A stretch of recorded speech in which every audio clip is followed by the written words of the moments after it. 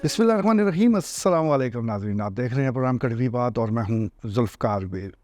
नाज़रीन, आपका की अपील पर पूरे पंजाब में कलम छोड़ हड़ताल शुरू हो चुकी है। आज उसका पहला दिन था और इस सिलसिले में जितने भी दफातर हैं वहाँ पर जो अमला है उसने काम नहीं किया। वैसे भी काम होता कब है, लेकिन फिर भी जो हुकूमती मशीनरी है वो चलती रहती है और दफातर जब खुले हों तो कुछ ना कुछ आवाम के जो मसाइल हैं वो हल होते रहते हैं। साइलिन वहाँ पहुँचते हैं तो कुछ ना कुछ उनकी तशफ़ी हो जाती है। लेकिन आज से ये कलम छोड़ हड़ताल शुरू हो चुकी है, यानी अब तो कोई मामला ही नहीं है, जो भी जाएगा उसको टका सा जवाब है। लेकिन सवाल ये उठता है कि ये नौबत क्यों आई और ये मौका दिया किसने?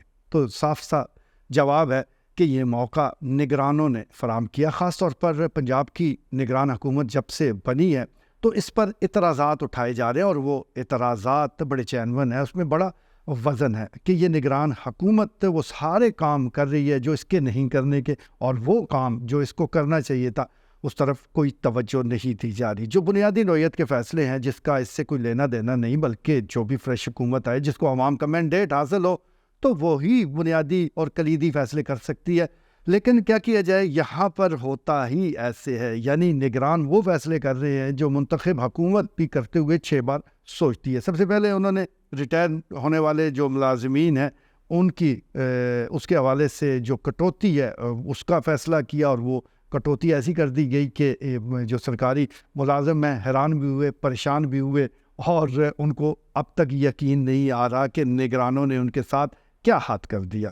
दूसरा हाथ बजट के मौके पर वो सामने आया। वफाक ने जब बजट पेश किया और ये इतलात आई कि ग्रेड 16 तक के जो सरकारी मुलाजमीन हैं उनकी तनख्वाहों में 33% इजाफा हो रहा है, और उससे ऊपर जो ग्रेड के लोग हैं उनकी तनख्वाहों में 30% इजाफा होगा, जबकि पेंशनर के लिए 17.5% इजाफा वो किया गया। और ये जो वफाक ने इजाफा किया इसमें जो 30% और 35% का इजाफा है ये रनिंग बेसिस पर है, यानी जो आपकी सैलरी चल रही है उस पर उन्होंने ये इजाफा देना था।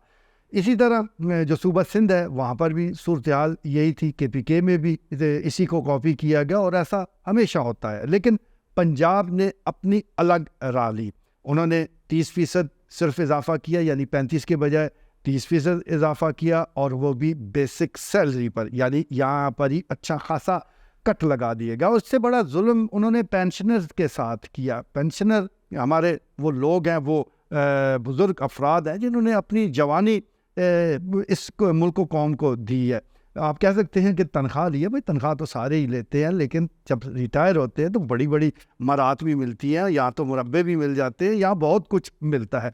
तो ये जो आम लोग हैं, आम लोगों से मुराद जो ग्रेड 16 तक के लोग हैं, तो इनका तो सारा दारोमदार ही पेंशन पर होता है।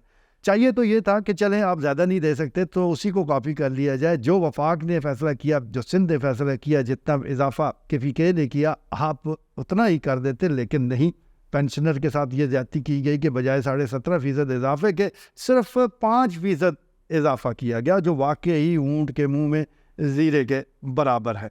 यानी ये मुसलसल ऐसे इक़दामात थे और लग ऐसा रहा था कि ये उकसाया जा रहा है कि आप एहतजाज क्यों नहीं करती, और बिलाखिर ये एहतजाज शुरू हो चुका है।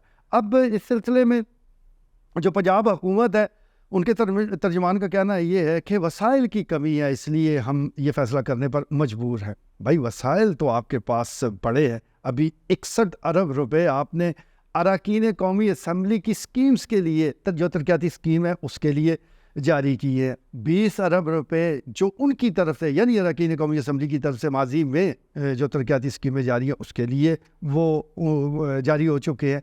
तो ये जो पैसे हैं ये भी तो आप ही दे रहे हैं, और उन लोगों को दे रहे हैं जिसका इससे कोई लेना देना नहीं है। अरकान कौमी असम्बली ने लेजिस्लेशन करनी है, कानून साजी करनी है, आइन साजी करनी है, लेकिन ये काम वो तरजीहन करते हैं और इसी काम को खुशी के साथ किया जाता है। यानी सड़कें, नालियाँ, गलियाँ और दीगर जो तामीरात है उसमें उनकी दिलचस्पी ज़्यादा है, और कानून साजी का तो शायद उनको अब इल्म ही नहीं रहा।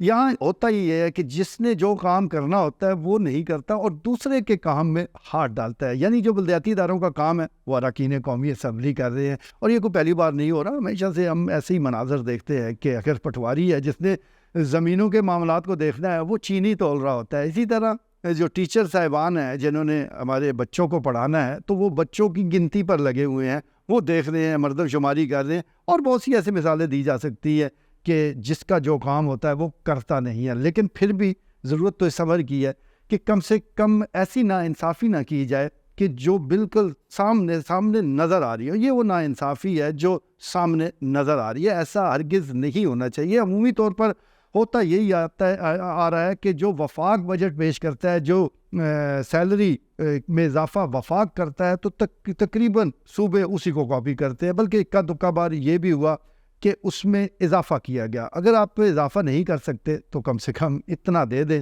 جتنا وفاق دے رہا ہے, جس انداز سے دے رہا ہے وہی اگر آپ دے دیں تو آپ کی مہربانی. لیکن کیا کیا جائے, جیسا میں گزارش کر رہا ہوں کہ باقاعدہ طور پر ان لوگوں کو, یعنی جو کلرک صاحبان ہیں, جو گریڈ 16 سے نیچے کے لوگ ہیں, ان کو اکسایا جا رہا ہے کہ وہ احتجاج کرے, اور بالآخر انہوں نے احتجاج شروع کر دیا. اب سوال یہ اٹھتا ہے کہ اس کا نقصان کس کو ہونا ہے؟ نگرانوں کو تو کوئی نقصان نہیں ہے, ان کے تو کام رکنے نہیں ہے. عام آدمی کو نقصان ہے. یعنی ہڑتال کرنے والے بھی عام آدمی ہیں اور اس کا نقصان بھی عام آدمی کو ہی ہوگا. تو خدا را اس حوالے سے کوئی نہ کوئی فیصلہ ضرور کیا جائے, جلد از جلد کیا جائے, کیونکہ لوگوں کے کام رکے ہوئے ہیں. اور جہاں تک مطالبات کا تعلق ہے تو یہ بڑے جائز مطالبات ہیں, فی الفور ان کو پورا ہونا چاہیے. اور اگر وسائل کی بات ہے تو وسائل بڑے ہیں, وسائل نئی گاڑیاں خریدنے کے لیے موجود ہیں, پیٹرول مفت حاصل کرنے کے لیے موجود ہے, اسی طرح بجلی کے بل ادا کرنے کے لیے لاکھوں کروڑوں روپے ادا کرنے کے لیے وہ موجود ہے, اے سی چل رہے ہیں, ساری مراد کی ریل پیل ہے.